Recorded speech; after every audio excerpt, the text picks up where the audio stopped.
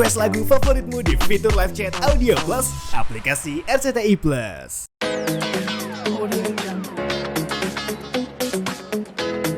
Kasus yang kita mirsani kan kasus pemerasan, pencemaran nama baik, Undang-Undang ITE sama TPPU. Jadi pemerasan sama TPPU itu ancaman hukumannya kan di atas 5 tahun. Kemudian setiap kasus-kasus yang sifatnya pemerasan pada umumnya ditahan. Kasus pemerasan, perjudian, apalagi pembunuhan, perkosaan, percabulan, narkotika itu pasti ditahan begitu. Nah, salah satunya pemerasan. Jadi karena pemerasan ini ditahan, ya ditahan. Tapi undang-undang KUHP kita itu memberikan hak buat keluarga atau pengacara atau orang terdekat dari pelaku yang tersangka ini untuk mengajukan permohonan penangguhan penahanan. Tapi sekali lagi terhadap kasus-kasus pembunuhan, pemerasan, pencurian itu ketika kita mengajukan permohonan penangguhan penahanan itu nggak pernah dikabulkan. Sangat jarang sekali dikabulkan. Misalnya kasus pembunuhan.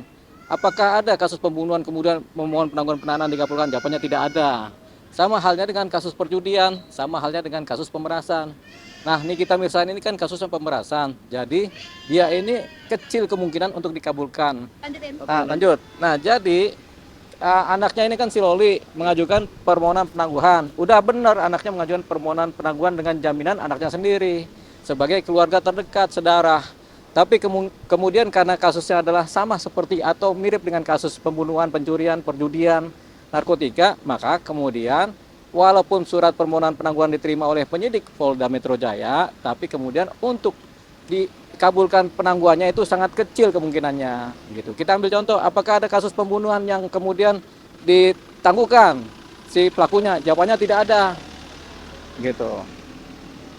Lanjut. Ya, lanjut. Nah, ini kan Loli sendiri kan masih di bawah umur ya, Bang ya. Apakah itu bisa?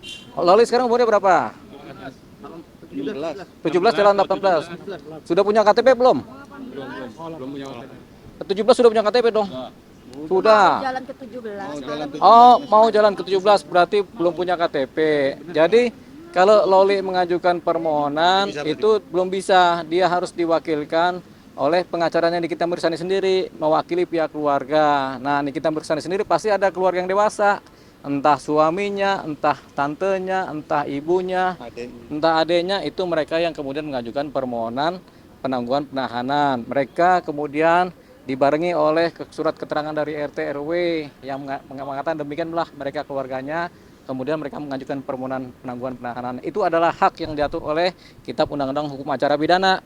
Tapi kemudian ini sulit kemudian dikabulkan oleh pihak penyidik Polda Metro Jaya. Kenapa? Karena mengingat kasus ini pertama pasalnya adalah pasal yang ancaman hukumannya di atas 5 tahun, pemerasan. Dan pemerasan mirip dengan perkosaan, mirip juga dengan perjudian, mirip juga dengan narkotika, mirip juga dengan penganiayaan berat dan kasus pembunuhan. Rata-rata itu nggak pernah kemudian ditangguhkan penahanannya oleh pihak penyidik dengan alasan tadi berkhawatir menghilangkan barang bukti, berkhawatir kemudian melarikan diri. Itu pasti.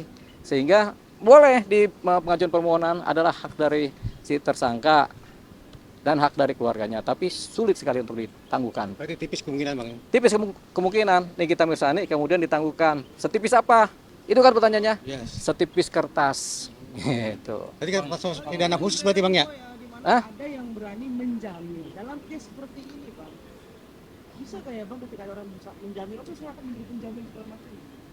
Bisa yang berpower. Betul, setiap permohonan penangguhan penahanan itu harus dibarengi dengan penjaminnya. Selalu harus ada penjamin, nggak ada tanpa penjamin. Jadi setiap permohonan penangguhan penahanan harus ada penjamin. Siapa penjaminnya?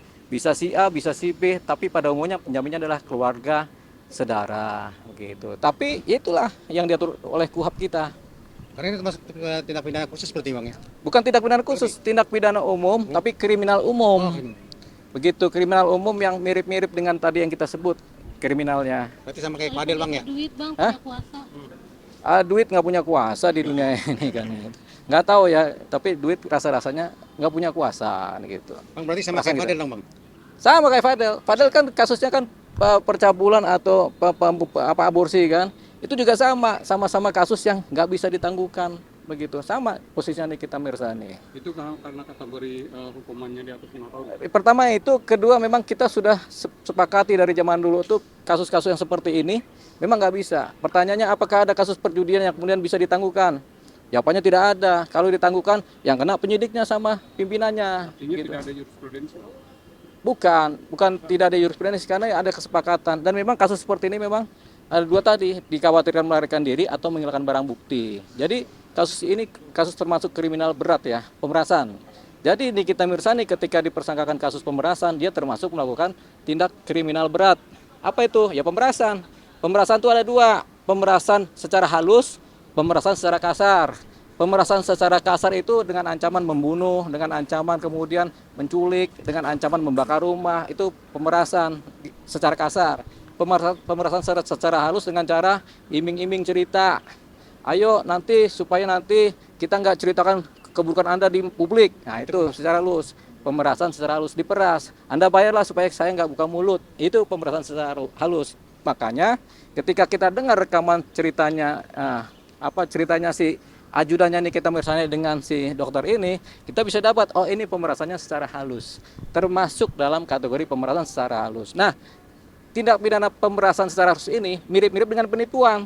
Tapi nggak sama kategorinya, tapi mirip. Nanti sukarnya, Pak. Sukarnya untuk kategori terkait yang tadi itu. Ditangguhkan? Iya. Rasanya nggak mungkin. Oh, berarti satu-satunya Unsur cara untuk pemaafnya bebas juga nggak bisa, Bang. Ada unsur pemaaf juga nggak bisa. Apa unsur pemaafnya kalau memang Misalnya terpenuhi unsur? mengakui gitu. Ya tetap aja, kan ini kan kasus kriminal umum yang berat, begitu. Ini pemerasan. Apalagi uangnya sudah pindah tangan kan, uangnya sudah dipegang, dikembalikan juga kayaknya udah nggak ada tuh uangnya. Makanya timbul pasal TPPU. Tidak, dalam kasus-kasus pemerasan uang itu selalu dikembalikan. Pada umumnya dengan cara polisi yang mengambil, penyidik yang mengambil uangnya. Diambil paksa dengan cara apa? Dengan cara undang-undang TPPU. Begitu, uangnya lari kemana itu yang diambil. Nah kalau ada sukarela mengembalikan, ya udah terlambat.